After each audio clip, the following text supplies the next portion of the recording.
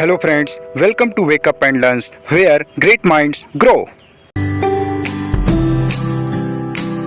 Hello बच्चों, good morning.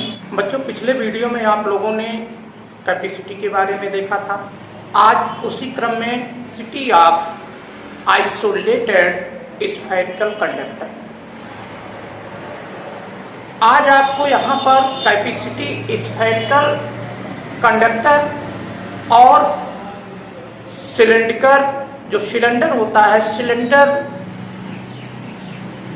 Conductor के बारे में भी बताया जाएगा। लेकिन जो आपके कोर्स में है, जो आपके टॉपिक में है, वो आपका क्या है, स्फेरिकल कंडक्टर के बारे में दिया गया है। और वो भी किस तरह का होना चाहिए, आइसोलेटेड होना चाहिए, जिसका मतलब होता है विलगित। और आइसोलेटेड की हिंदी वर्ड विलगित है, तथा साथ ही साथ आइसोलेटेड करता क्या है कि अगर कोई आइसोलेटेड स्फेरिकल कंडक्टर है तो इसका मतलब ये गोलीय जो आपका चालक ये दिखाई दे रहा है, इसके समीप और कोई भी चार्ज नहीं है। यानी क्या है, इसके समीप और कोई भी जो है, यानी वहां पर कोई और सुचालक नहीं है, अर्थात ये जो है अपने आप में क्या है, अकेले है। इसी को हम क्या कहते हैं, आइसोलेटेड कहते हैं। क्या कहते हैं, आइसोलेटेड कहा जाता है, क्योंकि आइसोलेटेड का मतलब ही यही हो गया कि इसके आसपास कोई और चालक उपस्थित ना। अब यहां पर आइसोलेटेड कंडक्टर, अर्थात ये जो आइसोलेटेड स्फेरिकल कंडक्टर है, ये क्या होता है और क्या इसकी कैपेसिटी होती है, अर्थात धारिता होती है। क्योंकि आपने पीछे क्या पढ़ा, पिछले वीडियो में C इक्वल क्यू अपान क्या पढ़ा था, क्यू बाई वी पढ़ दिए थे। यही तो बताए थे कि C इक्वल आपको क्या मिला था, क्यू बाई क्या मिल गया था, V। यहां पर हमने सबसे पहले देखिए एक स्फेरिकल क्या किया, एक कंडक्टर लिया। और स्फेरिकल कंडक्टर जब हमने ले लिया तो इसके बाहरी सरफेस पे, यानी जो आउटवर्ड सरफेस है, उस पर हमने पॉजिटिव चार्ज, छोटा स्मॉल पीसेस के रूप में, यानी पॉजिटिव चार्ज इस सरफेस पे हमने क्या किया, डिस्ट्रीब्यूट कर दिया। अब ये जो पॉजिटिव चार्ज होगा, ये समान रूप से इसके आउटवर्ड एरिया पर वितरित हो जाएगा, यानी डिस्ट्रीब्यूट हो गया। क्या हो गया, डिस्ट्रीब्यूट हो गया। अब आप ये जानते हैं कि जो स्फेरिकल होता है, या जो गोला होता है, या जो गोलाकार होगा, उसका कहीं न कहीं इसका सेंटर होगा। सेंटर बीच में मध्य में पाया जाता है, अर्थात ये सेंटर है। इसको हमने क्या मान लिया, तो मान लिया। और वृत्त या गोलाकार सरफेस की जो रेडियस होती है, वो क्या होती है, समान होती है। अर्थात जो ये त्रिज्या है वो क्या है, समान है। हमने इस पूरे चालक का रेडियस क्या मान लिया, a मान लिया। क्या माना, a माना। देखिए यहां से अर्थात सेंटर से हमने a माना, तो ये भी a होगा, ये होगा, ये भी a होगा, ये भी a होगा। ये जितने भी आपके ऐसे इसमें अनंत आप खींच सकते हैं, अनंत क्या होंगे, खींच सकते हैं। तथा जो इलेक्ट्रिक लाइन कर्व होंगे, जिसे हम वैद्युत रेखा कहते हैं, वो क्या होगा, सब आउटवर्ड। कहाँ होगा, आउटवर्ड होगा, सरफेस के आउटवर्ड चला जाएगा। अर्थात यहाँ पर देखिए मैंने देख लिया। अब अगर इसको एक दूसरे का कंपैरिजन कराएंगे तो देखेंगे परपेंडिकुलर का काम करेगा। क्या काम करेगा, परपेंडिकुलर का काम करेगा। तो इस प्रकार ये जो है एक समान रूप से हमने इसको डिस्ट्रीब्यूट करा दिया, रेडियस a मान लिया, इसका सेंटर क्या मान लिया, o मान लिया। अब हमको इस पर पोटेंशियल सबसे पहले ज्ञात करना है। क्या फाइंड आउट करना बच्चों, पोटेंशियल। पोटेंशियल आप पिछले टॉपिक में या पिछले वीडियो में आप लोगों ने देखा था।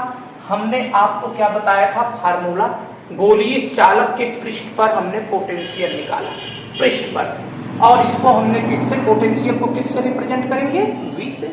V इक्वल क्या हो गया, 1/4 pi epsilon not Q upon A volt हो गया। क्या हो गया, Q अपान A वोल्ट हुआ। कैसे Q अपान A वोल्ट हुआ, क्योंकि वहां पर आपने क्या पाया था, Q अपान R मिला था।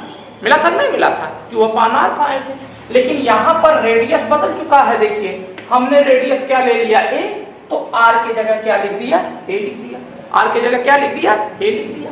तो हो गया v equal 1/4 pi epsilon not Q upon a volt. Equation क्या हो गया, फर्स्ट हो गया। अब हम क्या करेंगे, हम गोलीय चालक की धारिता, मान लिया इस गोलीय चालक की धारिता क्या है, C है। क्या दिया गया है, C है। तो हो जाएगा C इक्वल Q अपान V फैराड। ये तो आप पीछे से ही जानते हैं पिछले वीडियो में। तो ये कैपेसिटी का आपको यहाँ पे क्या मिला, फार्मूला मिल गया।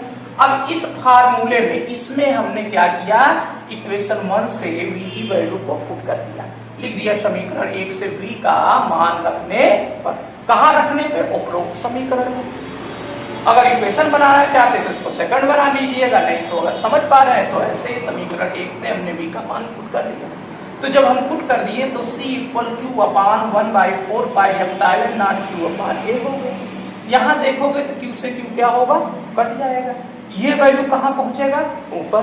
तो C equal 4 pi epsilon not a farad. इस प्रकार आपको मिला क्या कि किसी स्फेरिकल कंडक्टर का जो कैपेसिटी होता है वो C equal 4 pi epsilon not a farad होता है। इट मीन्स अगर आप ये देखोगे तो जो C की वैल्यू मिली है ये तो कांस्टेंट है। अगर यहां हम ऐसे वैल्यू लगाए तो a हुआ क्या कि जो धारिता होता है वो गोलाकार त्रिज्या के विरुद्ध अनुक्रमानुपाती होता है। अनुक्रमानुपाती का मतलब हुआ कि अगर इसकी वैल्यू को अर्थात इस स्फेरिकल भाग को आप और बड़ा कर दें, इंक्रीजिंग कर दें, तो यहां जो कैपेसिटी का मान होगा वो क्या होगा, वो बढ़ जाएगा। क्या होगा, बढ़ जाएगा।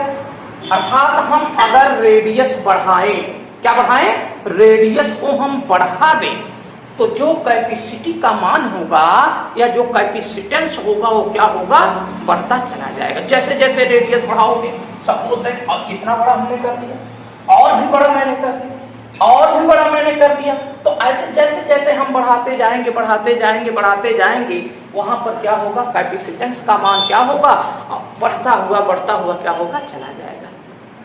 अब इसका अगर आप सबसे अच्छा एग्जाम्पल लेना चाहते हैं तो आप अर्थ को मान लीजिए। अभी हम निकाल के बताएंगे कि अर्थ की धारिता यानी कैपेसिटी पृथ्वी का कितना हो जाएगा, क्योंकि तो रेडियस उसका क्लियर है। यहाँ पे रेडियस की वैल्यू रख दीजिएगा, बाकी ये कांस्टेंट है, इसका मान आप जानते ही हैं।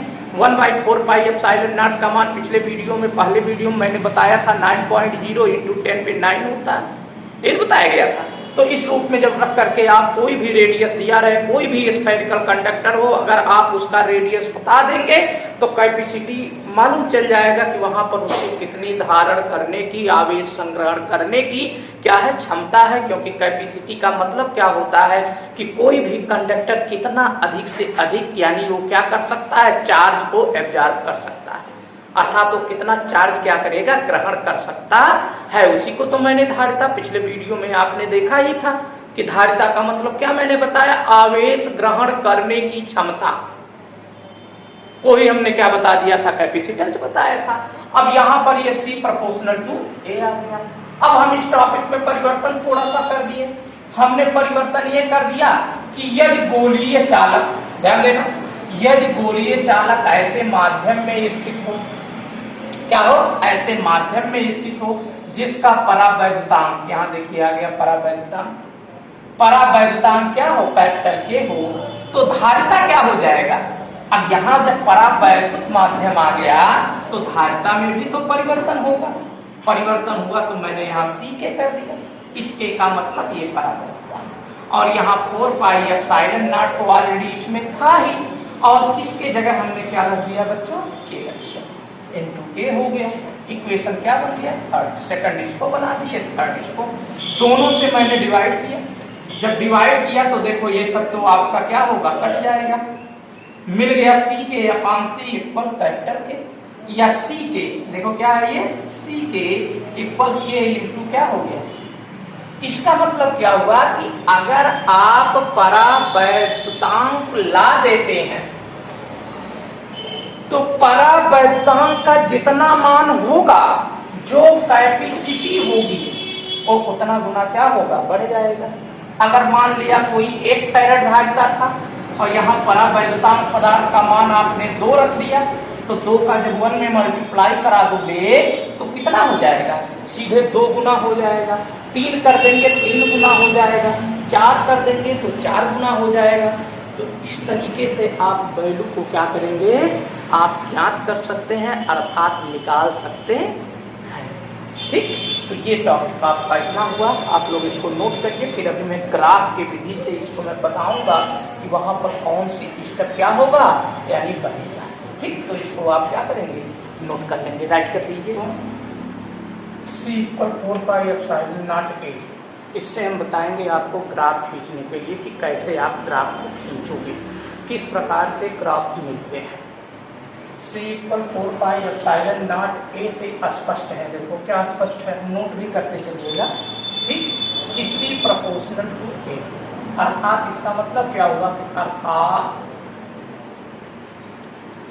त्रिज्या धारिता के क्या है, अनुप्रमाणवादी, ये कहा जाएगा अनुप्रमाणवादी है। यदि ग्राफ खींचा जाए, क्या हो जाए, खींचा जाए तो सरल रेखा प्राप्त होगी। क्या होगी बच्चों, सरल रेखा प्राप्त होगी अगर हम खींचे। देखिए हमने मान लिया A त्रिज्या और इसको हमने क्या मान लिया, धारिता। ये इसका आप जानते ही हैं क्वेश्चन पॉइंट। तो अगर इसमें हम ऐसे ग्राफिंग करें कि ये हमको क्या मिलता है, स्ट्रेट लाइन मिलता है। क्या मिलता है, स्ट्रेट लाइन मिलता है। ये सभी चालकों के लिए, जितने भी मेथड होंगे सभी चालकों के लिए एक क्या प्राप्त होती है, सरल रेखा प्राप्त होती है। अर्थात ये जो लाइन है ये ग्रेडियंट, जिसे हम क्या कहते हैं, प्रवणता पर निर्भर नहीं करती है। ठीक, तो इस तरीके से ये मिल जाएगा। दूसरा क्या है, देखो दूसरा हमने बनाया, कह रहा है कि अलग अलग माध्यमों के लिए जो ग्राफ होता है ये एक ही ना हो करके क्या हो जाएगा, अलग अलग हो जाएगा। देखो ये निर्वात वायु के लिए है, अब माध्यम हमने बदल दिया तो ये K1 और ये क्या हो गया, K2, अर्थात K2 ग्रेटर देन क्या होना चाहिए, K1 होना चाहिए। तो वहां पर क्या होगा कि अगर अलग अलग माध्यम है तो इनकी रेखाएं भी क्या हो जाएंगी, अलग अलग हो जाएंगी। तो हम यहाँ क्या लिख देंगे, देखो अलग, ठीक, यहाँ देखो क्या लिखा गया है, अलग अलग माध्यमों में रेखाएं अलग अलग प्राप्त होंगी और रेखाओं की प्रवणता का अनुपात माध्यम में परावर्तनांक के अनुपात के क्या होगा, बराबर हो जाएगा।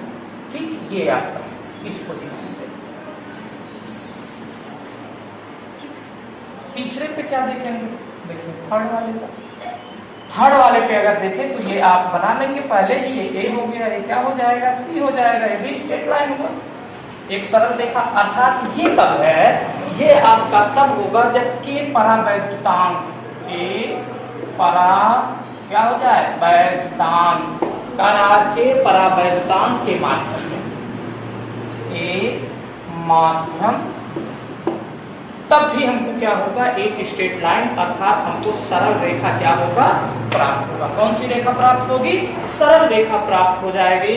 क्यों, क्योंकि C के प्रोपोर्शनल टू के आया था, देखा है क्या, या आपने देखा कि C के प्रोपोर्शनल टू के हुआ कि जितना ये बढ़ेगा उसी के पास डी चला जाएगा, तो इसलिए हो जाएगा। यहाँ पर ध्यान देना है बच्चों, सबसे मेन पॉइंट जो था वो आपका क्या है, आइसोलेटेड।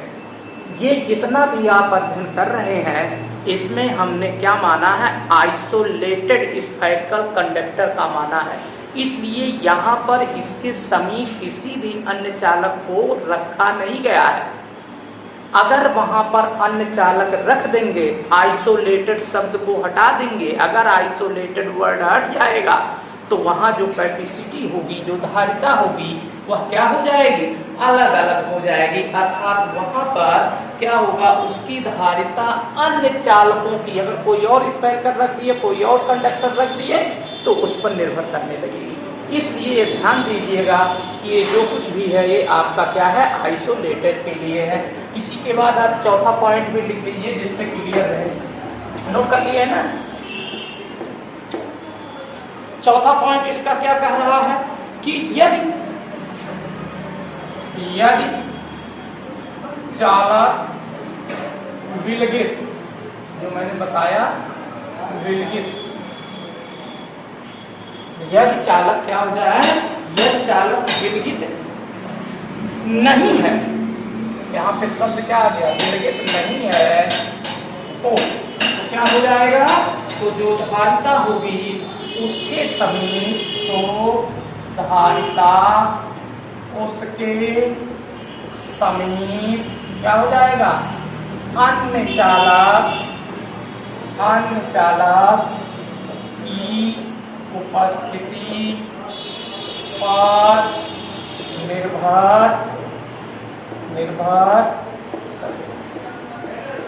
ध्यान दीजिए। 1 नंबर का क्वेश्चन आपके कंपटीशन एग्जाम में भी पूछे जा सकते हैं कि अगर स्फेरिकल कंडक्टर आइसोलेटेड नहीं है, वहां पर कोई हमने अन्य कंडक्टर रख दिया तो क्या प्रभाव पड़ेगा, तो लिख दीजिएगा उसके समीप अन्य चालक की उपस्थिति पर क्या करेगा, निर्भर करेगा। जो बच्चे नए जुड़ रहे हैं चैनल को लाइक एवं सब्सक्राइब करिए जिससे आने वाले वीडियोज आपको मिलते रहें। बच्चों आज इसी पर क्लास को हम बंद करेंगे। नेक्स्ट डे जब आप मिलेंगे तो आपको कैपेसिटर अर्थात संधारित्र बताया जाएगा, कैपेसिटर के श्रेणी क्रम समांतर क्रम संयोजन के बारे में तथा 2 प्लेटों के मध्य में रखने पर क्या इफेक्ट पड़ेगा, वो सारी जानकारी आपको अगले वीडियोज में दी जाएंगी जो आपके एग्जामिनेशन की दृष्टि से बहुत ही क्या है, महत्वपूर्ण है। इसी पर आज का क्लास समाप्त किया जाता है।